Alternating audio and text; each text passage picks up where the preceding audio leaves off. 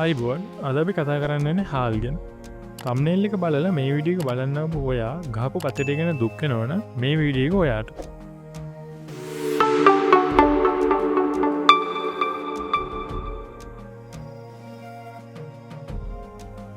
ඉතින් ඔස්සව සමයන් ළඟ නිසා හාල්මිලි ඉදිරියේදී වැඩිවිතයි කියලා අපි ගොඩ දෙනෙක් හිතනවා. ඉතින් කොහොමද මේ මාකට්ටගේ හාල්මිලි හිටිය ඇති ඉහළ පහල යන්න. ඉති මේ හාල්මිල මෙහෙම ඉහළ පහල යන්නේ අපේ ජනාධිපතිතුමා නිසාවත් ඩඩ්ලි මහත්තය නිසාවත් නෙමේ. එනම් කවුරු නිසාද මේක ඉහළ පහල යන්න.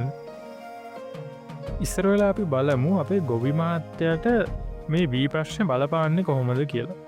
හිතන්න හොඳ කන්නයක් කෙනවා කාලගුණයක් හොඳයි පොහොරත් ගානට ලැබෙනවා. ඔනිදි මේ කන්නේ හොඳට වගා කරලා වැඩිපුරත් එක අස්වන්නත් අපේ ගොවි මහත්තය ගන්නවා. ඔනිදි මේ වගේ වෙලාවකනම් අපේ ගොවි මහත්තයට පාඩුවත් තමයි සිද්ධ වෙන්නයන්. ඒ මොකද එයා වැඩිපුර වැව්වන ඉ කොහොමද පාඩුවක්ෙන් මෙදදි වෙන්න මේකයි. මෙදදි වෙළඳ පොලේ ඉල්ලුම අඩු වෙනවා. අද ඉල්ලුමට වඩා සෑන විශාල සැපයුමක් තියෙන. ඉති නිකම්ම වීවල මිල අඩු කරන්න අපේ ගොවි මහත්තුන්ට සිද්ධ මොක නැතම් වී විකුණ ගන්න වේ. ඉතින් අපේ මහමෝල්ලු ටික මොකද කරන්න කුණු කොල්ලෙට මේ අපේ ගොවින්ගේ වීටික ලබා ගන්න. ඉති මේකින් ගොවින් වැඩිපුර වීවවුවොත් ගොවියට පාඩු සිද්ධ වෙනවා. ඉතින් හිතන්න මේක අනි පැත්ත වෙන්නත් පුළුව. නරක කන්නයක් ඇවිත් ගොවිය බොහොම අමාරුවෙන් වීටික වවාගත්ත කියල හිතන්න. ඒ වෙලාවෙදි ගොවින් කීප දෙනෙකු ළඟ විතරයි වීතිය. මිනිසා වෙළඳ පොලේ විශාල ඉල්ලුමක් ඇතිවෙනවා. යෝගම සැපයම අඩුවෙන. එතෝට ඉබේම වීවලට ඉහළමිලක් ලැබෙනවා. ඉතින් ඔයාලා හිතනව ඇති වීවලට ඉහළමිලක්කාම ගොවියට හොඳටම සරුවති කියලා. මිල ඉහළයට වැඩන්නෑන ගොවියට විකුණන්න තරම් ප්‍රමාණවත් වීනෑ. ඉතින් ගොවියට මේ වතාවත් හම්බෙන්නේ කලින් හම්මුණ මුදල හා සමාන මුදලම්ම තම. ඉතින් අපේ ගොවි මහත්තය දෙපැත්තෙම තැලුනට මහමෝල්ලු නං අපි කියමු එක අවස්ථාවකින් වැඩිපුර වාසි ගන්න.